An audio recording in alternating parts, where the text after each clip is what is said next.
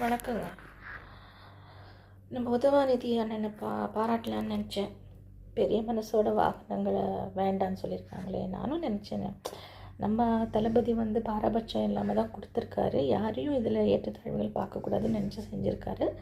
நான் கூட நினச்சேன், சரி இல்லாதவங்களுக்கு கொடுத்துருக்கலாம், இந்த செலவு கொஞ்சம் குறைச்சிருக்கலாம் அப்படின்னு நினச்சேன்.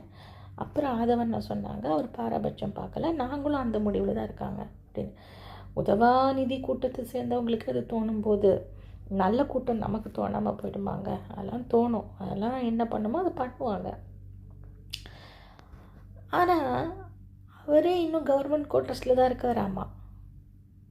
மானஸ்தங்க இந்த மாதிரி சொன்னதுக்கப்புறம்லாம் இன்னும் இருப்பாரா என்னன்னு வாகனத்தை திருப்பி கொடுத்த மனுஷன் வீட்டை காலி பண்ணிட்டு போயிடுவாரோ என்னவோ தெரியல. 10,000 ரூபாய் வச்சு எப்படி வாடகை கட்டி அந்த குடும்பம் ஜீவிக்கும்னு தெரியல. ரொம்ப கஷ்டம்.